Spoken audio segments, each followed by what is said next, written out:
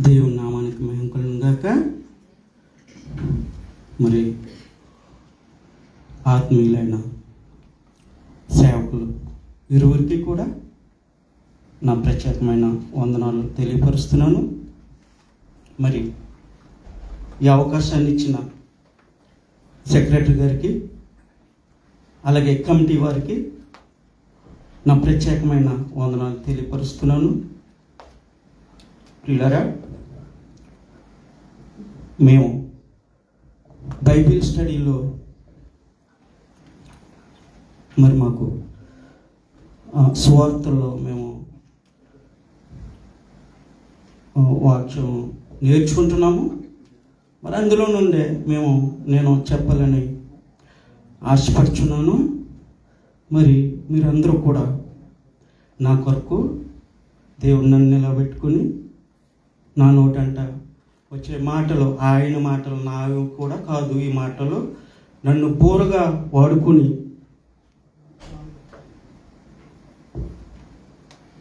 దేవుని మాటలు నా నోటి నుండి వచ్చే ప్రతి మాట ఆయన మాట నన్ను బోరుగా వాడుకుని మరి ఈ సమయం వ్యర్థం అవ్వకుండా దేవుడు ఆయన ఇరువురు సేవకులు ఉన్నారు, మన చక్కటి వాక్యోపదేశాలతో సంఘాన్ని బలపరుస్తున్నారు. మరి యూత్ ఫ్రైడే మరి నాకు లాంటి వారు ఎదగటానికి ఒక యూత్ ఫ్రైడే అని పెట్టి మరి యూత్ని బలపరుస్తున్న సేవకులు ఇరువురికి, కమిటీ వారికి, వింటున్న మీ అందరికీ కూడా మరి నా ప్రత్యేకమైన వందనాలు తెలియపరుస్తున్నాను. పిల్లలు, మరి లూకా సువార్త ఒకసారి 15వ అధ్యాయం మరి 11వ వచనం నుంచి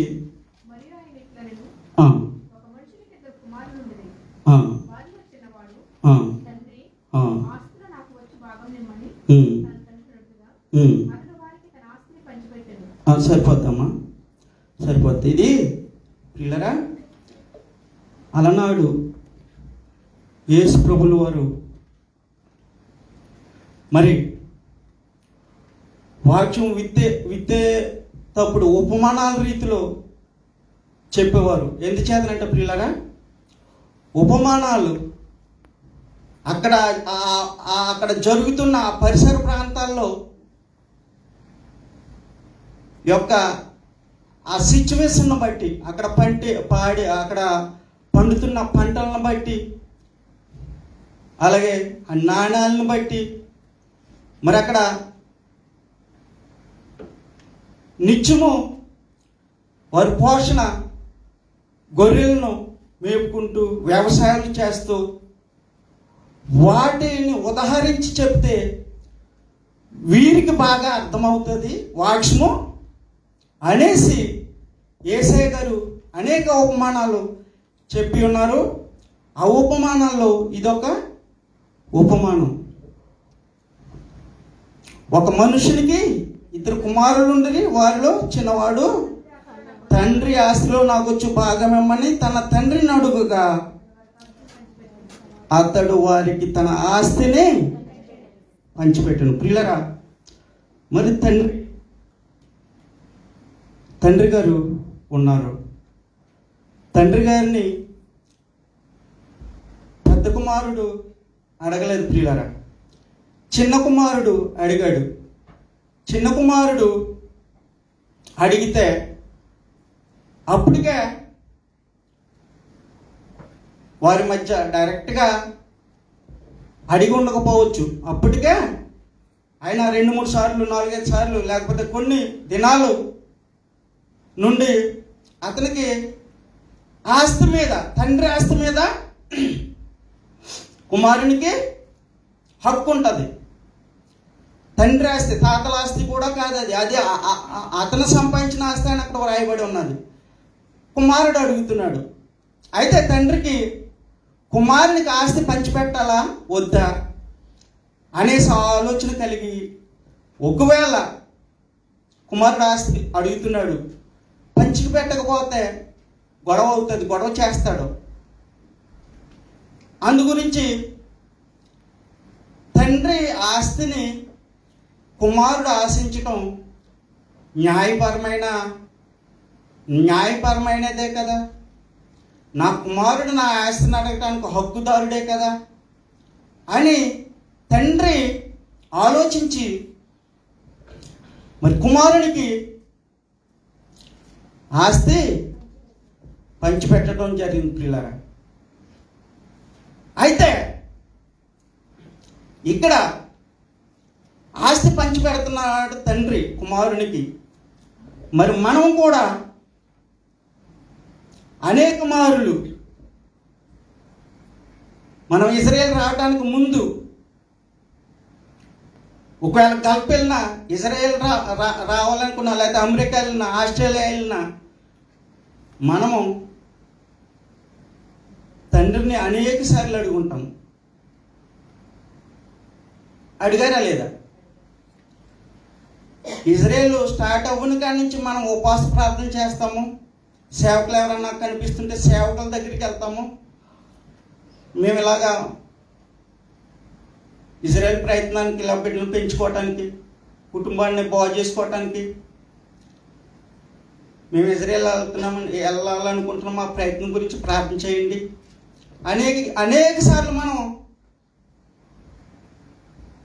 ఏసై గారి దగ్గర, తండ్రి ఏసై గారి దగ్గర అనేక సార్లు మొరపెట్టి ఉంటాం.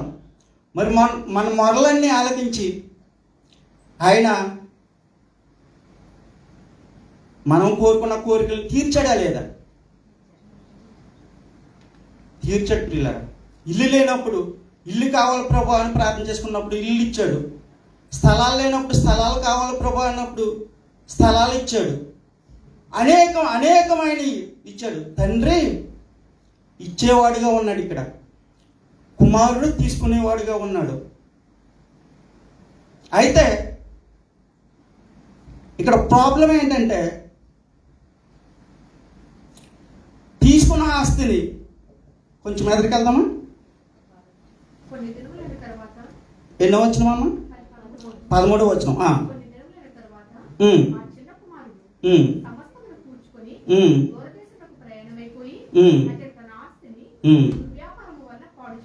సరిపోదమ్మా. ఇక్కడ 13వ వచనంలో కొన్ని దినములైన తరువాత ఆ చిన్న కుమారుడు సమస్తమును కూర్చుకొని దూరదేశమునకు ప్రయాణమై పోయి అచ్చట తన ఆస్తిని కుటుంబం ఇక్కడ పిల్లారా ఆస్తి కుమారుడు తీసుకున్న తర్వాత అతడు కుటుంబానికి దూరం అవ్వటం ఇక్కడ అతను స్వేచ్ఛ కోరుకున్నాడు. ఎలాగంటే కుటుంబంలోనే ఉండి అక్కడ ఆస్తిని పాడు చేస్తే తండ్రి ఉంటాడు, అన్నదమ్ములు ఉంటారు, అక్క చెల్లెలు ఉంటారు, కుటుంబం అన్న తర్వాత మరి అక్కడ ఖర్చు పెడితే అడుగుతారు, కుటుంబం ఖచ్చితంగా అడుగుతారు. అయితే అతను చేసింది ఏంటంటే కుటుంబానికి దూరంగా వెళ్ళిపోయి మనం వ్యాపారం చేద్దామని ఆలోచన కలిగి ఉన్నాడు, కుటుంబానికి దూరంగా. మరి వాక్యం చెప్తుంది వ్యాపారం చేయటం తప్పు కాదు, అయితే దుర్వ్యాపారం చేయకూడదు. ప్రియులారా, ఒక అతను వేరే దేశం వెళ్తూ ఒక ఆయనకి 1 తలంతు, ఇంకొక ఆయనకి 2 తలంతులు, ఇంకొక ఆయనకి 5 తలంతులు ఇచ్చారు. ఆయన మరలా తిరిగి వచ్చేటప్పటికి 2 తలంతులు తీసుకున్నవారు 4 చేశారు, 5 తలాంతులు తీసుకున్నవారు 10 చేశారు. లేదా ఇక్కడ వ్యాపారం చేయటం తప్పు కాదు, అయితే దుర్వ్యాపారం. నేను ఇప్పుడు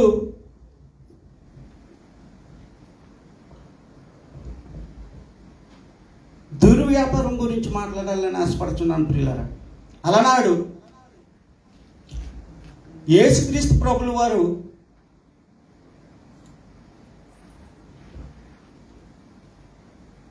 ఆయా ప్రాంతాలను బట్టి వారికి వాక్యాన్ని వారికి విత్తి వారికి బాగా అర్థమయ్యేటట్లు చెప్పారు. అయితే నేను మరి వాక్యాన్ని అయ్యే ఉపమానాల్లో కొంచెం మలిచి యువత దేని వల్ల పాడైపోతుందో అవి కొంచెం మార్చి చెప్పడానికి నేను నా ప్రయత్నం, దేవుడు నాకు ఇచ్చిన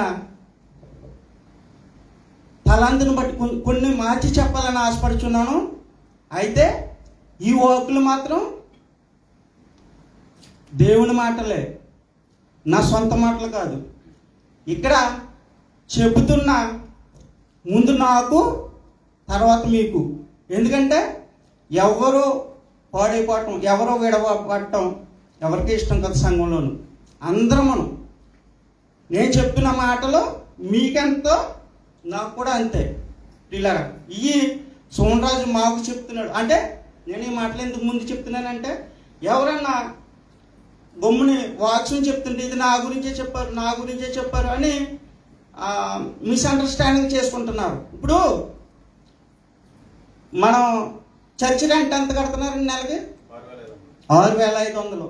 6 9,500 ప్రియుల 9,500 అంటే మరి ఇండియా రూపీస్ దగ్గరగా 2 లక్షలు. 2 లక్షలు మనం రెంట్ కట్టి మరి 2 లక్షలు దాటి అవుతున్నాయి. మరి నేను చెప్పే మాటలు ఈ గోడలకి చెప్పేసి వెళ్ళిపోతే ఏమైనా ప్రయోజనం ఉన్నదా? ఉండదు. అంత డబ్బు ఖర్చు పెట్టి మరి ఆయన మాటలు ఇక్కడ చెప్పుకోవటానికి మనం అంత ఖర్చు పెడుతున్నాం కాబట్టి దాని ప్రతిఫలం మన వాక్యాన్ని బట్టి మనం మారటం వరకే ప్రియులారా. అందు గురించి చెప్తున్న మాటలు మీకును నాకును కూడాను. మరి దుర్వ్యాపారాలు అంటే ఇవేళ మనిషి చేతిలోకి ప్రపంచం వచ్చేసింది. మనిషి చేతిలోకి ప్రపంచం వచ్చేసింది. మరి బెట్టింగ్ యాప్లో, క్రికెట్ బెట్లో ప్రియులారా, మనకి ఏదైనా వ్యాపారం చేయాలంటే మనకి ఇదివరకు పెట్టుబడికి డబ్బు భూముల మీదనో లేకపోతే ఉన్నవాళ్ళు ఆ డబ్బులు తనఖాలు చేసి అలా తీసుకుని వ్యాపారాలు చేసేవారు. ఈవేళ యాప్ల ద్వారాగా మరి ఫోన్ల ద్వారాగా లోన్స్ మరి వాటికే పుట్టుకుని వచ్చేస్తున్నాయి పిల్లరా. మరి వాటి ద్వారాగా యవనస్తులు ఎంతోమంది పాడైపోయిన వాళ్ళు చూస్తున్నాం పిల్లలు. మరి నేను ఈ మాటలు ఎందుకు చెప్తున్నానంటే, మనమందరం కూడా బిడ్డలున్న వాళ్ళము, తల్లిదండ్రులము. బిడ్డల మీద ఎంతో ప్రేమ ఉంటుంది. వాళ్ళు ప్రతిదీ అడుగుతారు. నాకు ఐఫోన్ కావాలంటారు, నాకు మోటార్ సైకిల్ కావాలంటారు, నాకు కారు కావాలంటారు. వాడి బిడ్డల మీద ఉన్న ప్రేమ చొప్పున అవి ఎంత ఖరీదైనా మనం కొనిస్తున్నాము. అయితే వాటితోటి బిడ్డలు ఏం చేస్తున్నారు అనేది మనం గమనించుకోవాల్సిందిగా ప్రేమతో మనం చేస్తున్నాం పిల్లరా. ఎన్నో చూస్తున్నాం. మరి దుర్వ్యాపారం అంటే ₹1,00,000 సంపాదించడానికి మనకి 4 రోజులు పడుతుంది. వీళ్ళు ఏం చేస్తున్నారంటే ₹1,00,000 పట్టుకెళ్ళి బెట్టింగ్ యాప్లో పెట్టేస్తే అది డబుల్ వచ్చేస్తుందని దురాశ. దురాశ అంటే కష్టపడుకోకుండా సంపాదించేయాలనే ఒక థాట్ యూత్లో సాతాను విత్తేహాడు. కష్టపడుకోకుండా సంపాదించేయాలి. ఒక తండ్రి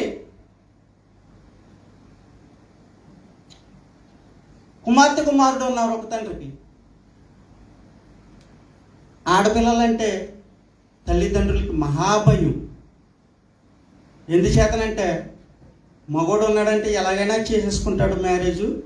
ఆడపిల్లని సన్నెత్తాలంటే కట్నం ఇవ్వాల, పెళ్లి ఖర్చు అనేసి తండ్రి ఆడపిల్ల పుట్టిన కానించి జాగ్రత్త పెట్టాడంట. జాగ్రత్త పెట్టి కుమారుడికి ఇచ్చాడంట. బాబు ఎట్టుకెళ్ళి బ్యాంకులో ఇస్తారా అనేసి.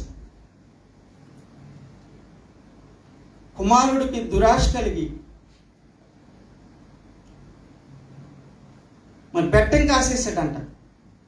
₹1,00,000 ఆ బెట్టింగ్లో నెగ్గితే 1,00,000కి 2,00,000 వచ్చేస్తాయనే ఆశ, దురాశ, దుర్వ్యాపారం ఆయన కలిగి పెట్టేటప్పటికి పోయేయండి ప్రియులారా.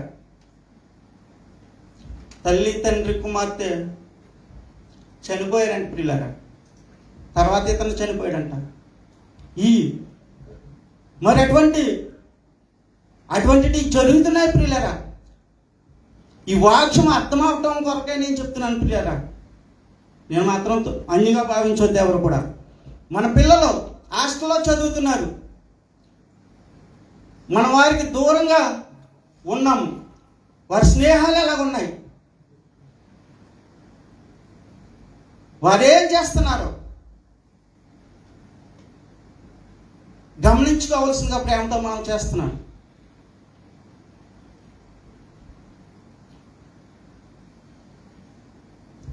తల్లిదండ్రులకి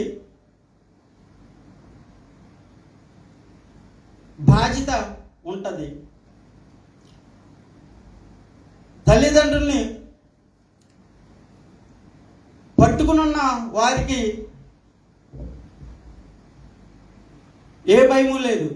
అయితే తల్లిదండ్రుల నుంచి దూరంగా వెళ్ళాలి అనుకున్న వారు కంపల్సరీ తల్లిదండ్రుల యొక్క భయభక్తులు దూరం అయిపోతాయి. చెడి అలవాట్లు వారు ఖచ్చితంగా ఉబ్బుతాయి. ఒక తండ్రి కుమారుడు ఉన్నారంట. తండ్రి ఎంతో కష్టపడి చదివించి IAS చేసాడంట, రైతు. అయితే కుమారుడు ఆఫీస్లో ఎలా ఉన్నాడో ఒకసారి చూసి నా కుమారుని సంతోషిద్దామని కుమారుడు చేసే పని కాడికి తండ్రి వెళ్ళాడంట. వెళ్ళి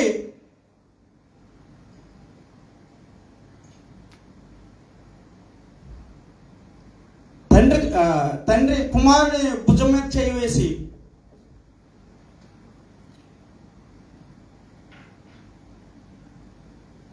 నువ్వు గొప్పవాడువా నేను గొప్పవాడినా అనేసి అడిగాడంట. తండ్రికి ఇంత చదివించి నేను ఇంత ప్రయోజకం చేశాను కదా, తండ్రి ఆశించాడంట. ఖచ్చితంగా నువ్వేనా నా గొప్పవాడు, నన్ను చదివించావు అనే ఆశ కలిగి ఆ ప్రశ్న అడిగాడంట. కుమారుడు అన్నాడంట, నేనే గొప్పవాడిని అన్నాడంట. దుక్కు కళ్ళంట నీళ్ళు వచ్చేసి తండ్రికి ఆఫీస్ ఇదంటే డోర్ కాడికి వెళ్ళిపోయి మరొకసారి మళ్ళా అడిగాడంట. బాబు మరొకసారి అడుగుతున్నాను, నీవు గొప్ప నేను గొప్ప అంటే, నీవే గొప్ప నాన్న అన్నాడంట. మరి ఇందాక ఎలాగన్నావేంట్రా అంటే, ఇందాక నువ్వు అడిగినప్పుడు నీ చెయ్యి నా భుజం మీద ఉన్నది, నీ చెయ్యి నా భుజం మీద ఉందని చెప్పు, నేను గొప్పవాడినే,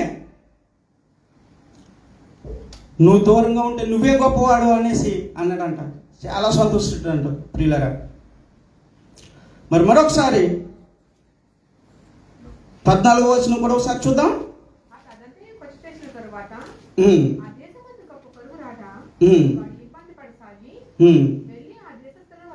చేరెను. అతడు పందులను మేపుటకు తన పొలములోనికి వారిని పంపెను.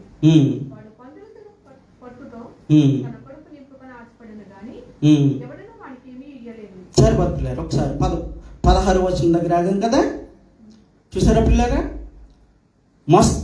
మొత్తం ఆస్తి అంతా ఆయన వ్యాపారం చేయడానికి, పొలాలు, ఇల్లులు, అతనికి ఇచ్చిన బంగారం అంతా క్యాచ్ చేసుకుని దూరదేశం వెళ్ళిపోయాడు, కుటుంబానికి దూరంగా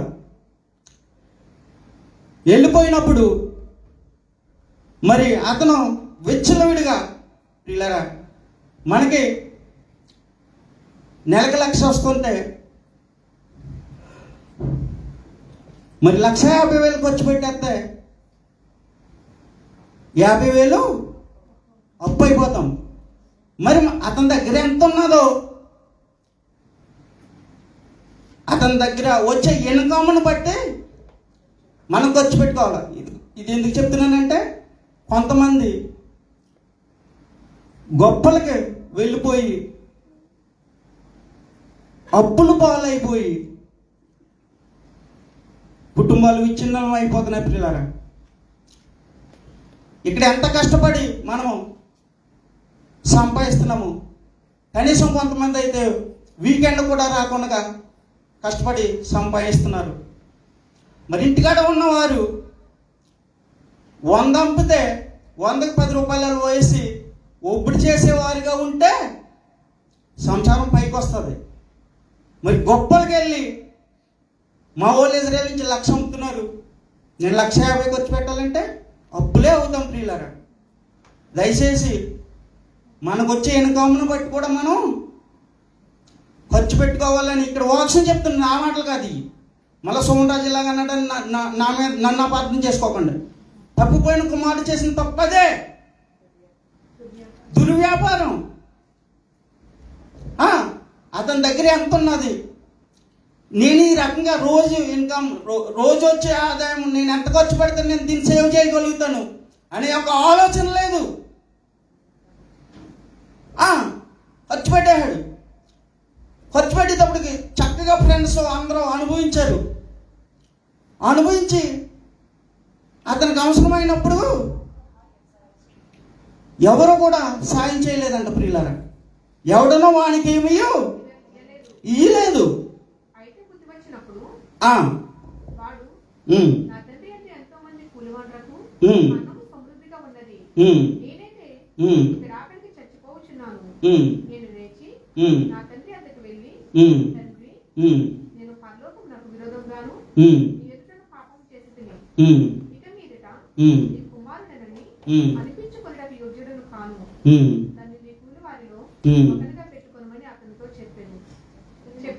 చెప్పేదని అనుకున్నాను. సరిపది పిల్లారా, అతనితో చెప్పేదని అనుకున్నాడంట. అయితే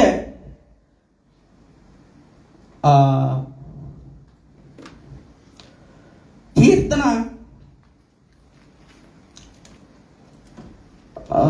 32:5 ఒకసారి చూద్దాం.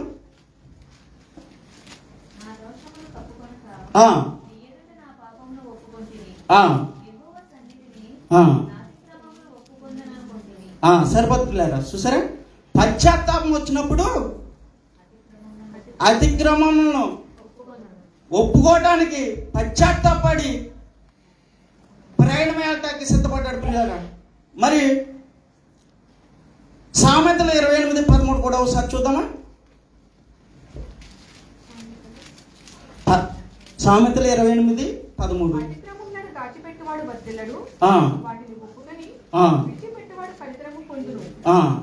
సరిపది పిల్లారా. మరి ఆయన చేసిన అతిక్రమాలన్నీ తండ్రి దగ్గరికి ఒప్పుకోవడానికి సిద్ధపడి వెళ్ళాడు పిల్లారా. మరి ఆయన చేసిన కారణం 29:3 కూడా ఒకసారి చూద్దామా? సామెతలు 29:3.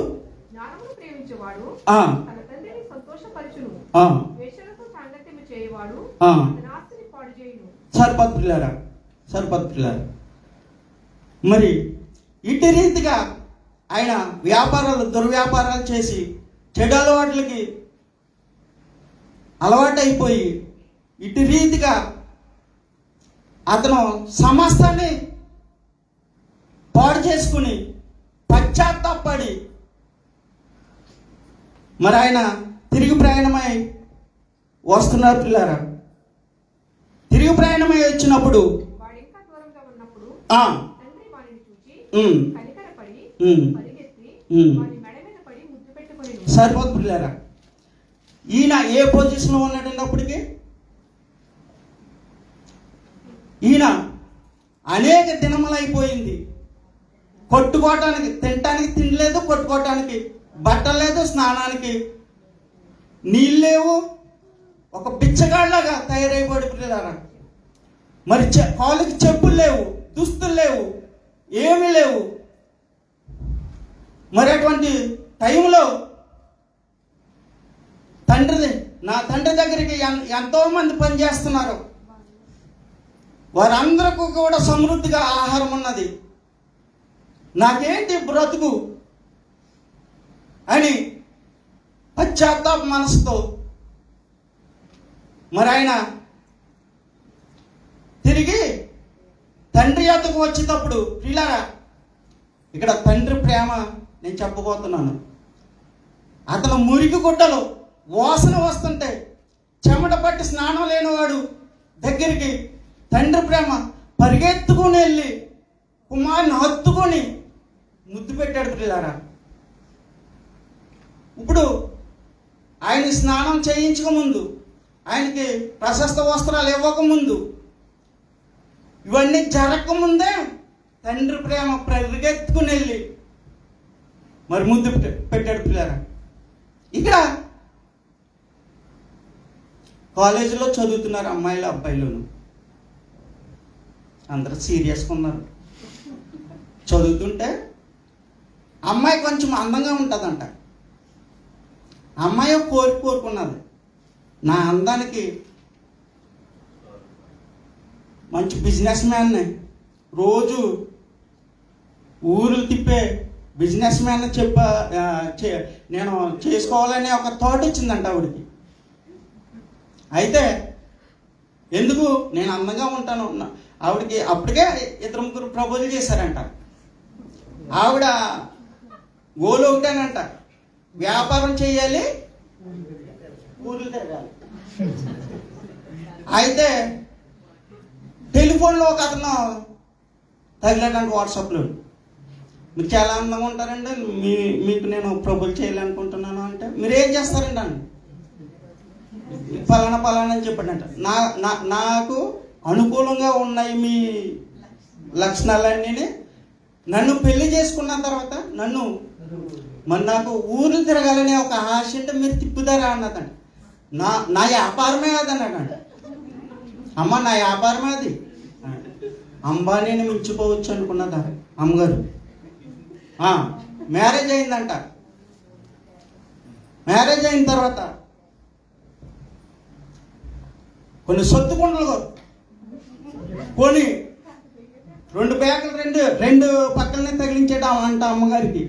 ఈయన ఖాళీ సంచి పెట్టుకున్నాడంట. తల వెంట్రుకలు కొంటాం పాత సామాన్లు అని స్టార్ట్ చేశాడంట పిల్లారా. స్టార్ట్ చేసి తల వెంట్రుకలకి సొత్తు కుండలు ఇస్తారు. అలాగా 3 ఊర్లు తిప్పాడంట. బంగారం ఇవాళకి 3 ఊర్లు తిరిగేసాం కదా, సరిపోతాయా ఇంకేమన్నా తిరిగిద్దామన్నాడంటే. ఇలా చూసిందంట అమ్మగారు. పిల్లరా, దురాశ, దుర్వ్యాపారాలు అంటే దురాశ కలిగింది పాపకి. వాటిని బట్టి ఇలాగే చెడిపోతున్నారు పిల్లరా. మరి తండ్రి దగ్గరికి వ్యాపారాలన్నీ చేసి కుమారుడు తండ్రి దగ్గరికి వచ్చేటప్పటికి తండ్రి మరి అతన్ని పట్టుకుని ముద్దు పెట్టుకున్నాడంట. అప్పుడు క్రొవ్వున మరి కొంచెం ఎదరికెళ్దామా, అప్పుడు ఆ కుమారుడు అతనితో ఎన్నో వచ్చినామమ్మ. అప్పుడు ఆ కుమారుడు అతనితో, తండ్రి, నేను పరలోకమునకు విరోధంగాను ఎదుట పాపం చేస్తుని ఎదుట ఈ కుమారుడిని అనిపించుకుంటే యోగ్యుడను కాననేను. అయితే తండ్రి తన దాసులను చూసి ప్రశస్త వస్త్రములను త్వరగా తెచ్చి వీరికి కట్టి వీని చేతికి ఉంగరము పెట్టి పాదములకు చెప్పులు తొడిగించుడి, క్రొవ్విన దూడను తెచ్చి వధించుడి, మనము తిని సంతోషపడదాము. ఈ నా కుమారుడు చనిపోయి మరలా బ్రతికెను, తప్పిపోయి దొరికినని చెప్పాను. సరిపోతులేరు, తప్పిపోయి దొరికినని చెప్పాను. వారు సంతోషపడసాగిరి. సరిపోద్ది, అక్కడ సరిపోతుంది. మరి తండ్రి ఆయన ప్రేమ కుమారుడి పట్ల అతను అనుకున్నదేంటి ప్రియులారా? కుమారుడు ఏమనుకున్నాడంటే, నా తండ్రి దగ్గర ఇంతమంది పని చేస్తున్నారు కదా, ఆ పనివాడిలో ఒకనిగా నా తండ్రి దగ్గర పని చేద్దామని ఆయన మరి మనసు మార్చుకుని తండ్రి దగ్గరికి వచ్చాడు. అయితే ఇలా కొంతమంది బిడ్డలు ఏం చేస్తున్నారంటే, ఈ దుర్వ్యాపారాల వల్ల డబ్బంతా పాడు చేసుకుని, ఆరోగ్యాన్ని పాడు చేసుకుని, వారి వయసును పాడు చేసుకుని, అంతా పోయిన తర్వాత ఆత్మహత్యలు చేసేసుకుంటున్నారు పిల్లరా. వాక్యాన్ని బట్టి మనం ఏం నేర్చుకోవాలంటే, మరి నా తండ్రి దగ్గరికి వెళ్తే నేను మరలా నా తండ్రి అంగీకరిస్తాడు అని అతను రాకపోయినప్పటికీ చేసిన పనిని బట్టి తండ్రి ఆస్తి ఏం చేసావని అడగలేదు పిల్లరా.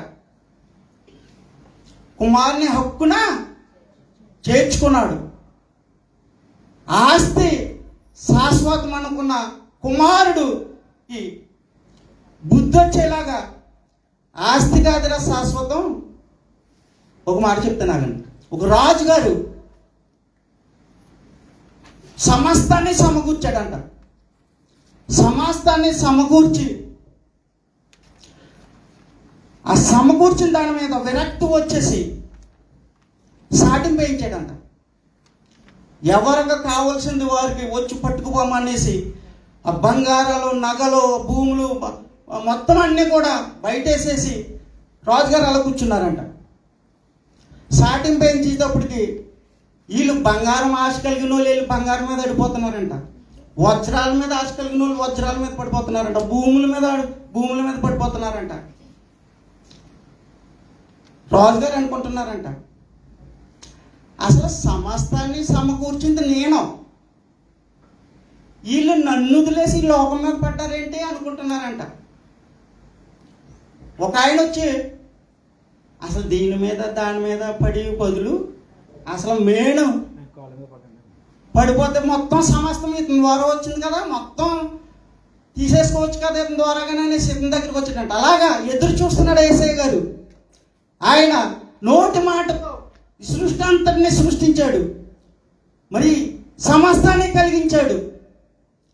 కలిగించిన యేసయ్యను మానేసి మనం ఈ లోక భోగాల మీద, ఈ లోక సృష్టి మీద పడ్డామా? ఒకసారి గమనించుకోండి. ఈ నా మాటలు కాదు, ఈ దేవుని మాటలు గమనించుకోండి ప్రియులారా.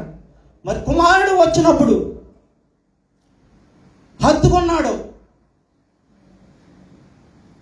చేర్చుకున్నాడు, గొర్రెను వధించాడు, అందరినీ సంతోషపరిచాడు. తర్వాత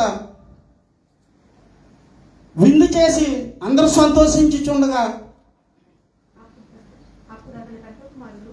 ఎన్నో వచ్చినమా? 28వ వచనం, 25వ వచనం, 15, 25. అప్పుడు అతని పెద్ద కుమారుడు పొలములో ఉండెను.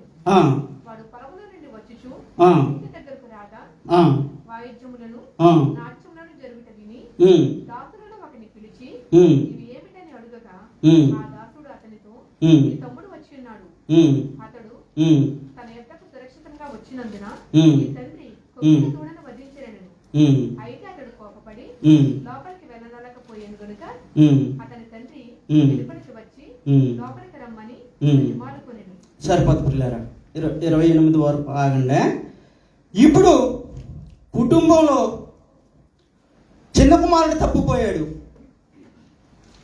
చిన్న కుమారుడు తప్పిపోయినప్పుడు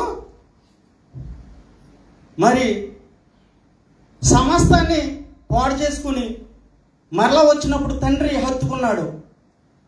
హత్తుకున్నప్పుడు మరి పెద్ద కుమారుడిగా, ఇప్పటి వరకు మనం చిన్న కుమారుడు గురించి, చిన్న కుమారుడు చెడ్డవాడు తప్పిపోయాడని చెప్పుకున్నాం ప్రియులారా. అసలు నిజానికి తప్పిపోయినవారు ఎవరు అనేది ఇప్పుడు మనం వినబోతున్నాం. మరి ఆ తప్పిపోయిన వచ్చిన కుమారుని హత్తుకున్నప్పుడు, తండ్రి హత్తుకున్నప్పుడు పెద్ద కుమారుడు ఈర్ష్యపడ్డాడు, కోపపడి మరి అతను తప్పిపోయాడు అక్కడ. ఎలాగంటే మరి తండ్రి తర్వాత తండ్రి అంటారు పెద్ద కుమారుని. మరి చిన్న కుమారుడు చెడిపోయి వచ్చిన తర్వాత తండ్రి చేరదీసినప్పుడు ఇతను కూడా సంతోషించాలి కదా. మరి సంతోషించుకోకుండా అతని మీద ఏమి నిందలు మోపుతున్నాడు ఒకసారి చూద్దామా. అయితే అతడు కోపపడి లోపలికి వెళ్ళడానికి పోయిన గనుక అతని తండ్రి వెలుపలికి వచ్చి లోపలికి రమ్మని బతిమాలుకున్నాడు.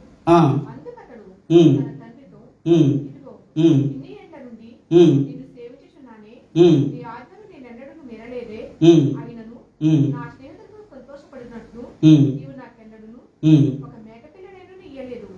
అయితే ఆగు ప్రియులారా, ఇతను కూడా తండ్రి దగ్గర ఉండి మరి తండ్రితో అన్నీ అనుభవించి మరి తప్పిపోయిన వాడిగా ఉన్నాడు. అయితే ఇతని కోరికలు కూడా ఎలా ఉన్నాయంటే ప్రియులారా, తప్పిపోయినట్లుగా లేవు. ఇక్కడ ఇతను కూడా కోరిక కలిగింది, స్నేహితులంట తిరగాలి, సంతోషపడాలనే ఒక కోరిక కూడా ఇతను కలిగింది. మరి ఒక్కసారి లోకా 18వ అధ్యాయం 10-14 నుంచి ఒక్కసారి చూస్తారా.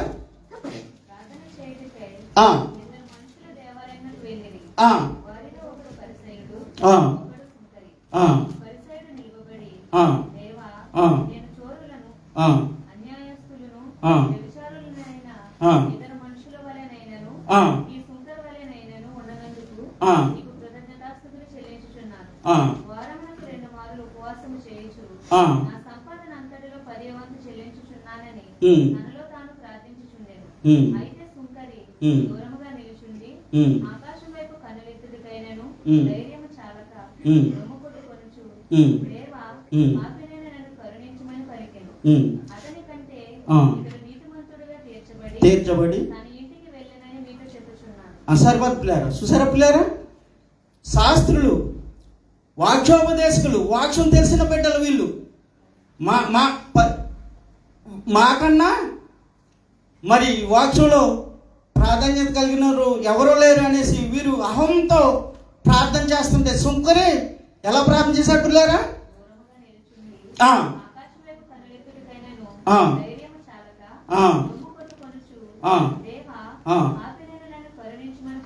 సరిపోదు పిల్లారా. మరి ఒక చిన్న కుమారుడు అతను పాపాలన్నీ ఒప్పుకొని తండ్రి దగ్గరికి వస్తే తండ్రి హక్కున చేర్చుకున్నాడు. అలాగే మరి మేము పరిసయ్యులు, శాస్త్రులు అన్నా మేము వారానికి ఇంత ధనాన్ని ఇస్తున్నాము, మేము వారానికి ఇలాగ ఉపవాసం ఉండి మేము పరిశుద్ధులుగా ఉంటున్నాము అన్ని గొప్పలు చెప్పుకునే వాళ్ళు తప్పిపోయారు ఇక్కడ.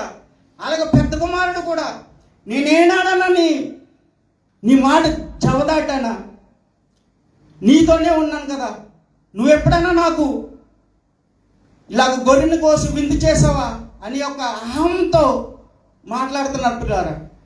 తప్పిపోయి వచ్చిన, అసలు నిజంగా తప్పిపోయి వచ్చిన వాడిని చేర్చుకున్న వాడే పెద్ద పాపి. నేను ఖచ్చితంగా చెప్తాను ఈ వాక్యాన్ని బట్టి, తప్పిపోయి వచ్చిన వాడిని చేర్చుకున్న వాడే పెద్ద పాపి. తప్పిపోయి వచ్చాడు చిన్న కుమారుడు, విరిగి నలిగిన మనసుకు నాకు కావాలన్నాడు దేవుడు. వీడు అన్నీ వాడు చేసిన పాపాలన్నీ ఒప్పుకొని వాడు ప్రాయశ్చిత్తపడి మనసు మారి తండ్రి దగ్గరికి వచ్చాడు. తండ్రి దగ్గరికి వస్తే నువ్వెవరు తీర్పు తీర్చడానికి? తీర్పు తీర్చేవాడెవడు? దేవుడే. మనమెవరమండి తీర్పు తీర్చడానికి? సంఘంలో ఎవరైనా తప్పు చేసి జారిపోయి సంఘంలోకి వస్తే నువ్వెళ్ళాగా అనేసి మనము తీర్పులు తీర్చుకోవడం ప్రియులారా. మోసే ధర్మశాస్త్రం ప్రకారం మాకు పట్టుబడ్డది, సంపెత్తామనేసి రాయిలట్టుకుని తిరుగుతున్నారు. యేసయ్య గారు కూర్చుంటే అక్కడికి వచ్చేసాడు, అవును తరుముకుంటాను. మరి ఆయనతో మాట్లాడుతున్నారు. మరి ఈవిడ మీలో పాపం లేనివాడు మీలో పాపం, సరే మోసే ధర్మశాస్త్ర ప్రకారం మరి వ్యభిచారంతో పట్టుబడిన వారిని రాళ్లతో కొట్టి చంపమని ఉన్నది కదా. మరి మేము చంపేస్తామంటున్నారు వాళ్ళు. అయితే ఆగండి, చంపేద్దరు కానీ అన్నారు యేసయ్య గారు. ఆగండి, మీలో పాపం లేనివాడు మొదట రాయి వేయమన్నాడు. రాయి వేయమని ఆయన అలా తలగొంచుకుని అలా వ్రేలుతో రాస్తుంటే పిల్లరా ఒక్కరు కూడా లేరంట, మొత్తం వెళ్ళిపోయారంట. మరి ఆమె వంక చూసి, అమ్మ నేను కూడా నిన్ను శిక్షించను, ఇక మీదట పాపం చేయకు. అలాగే ప్రియులరా, పాపం చేయని వారు ఎవరూ లేరు, మన యేసుక్రీస్తు ప్రభుల వారు ఒక్కరు తప్ప.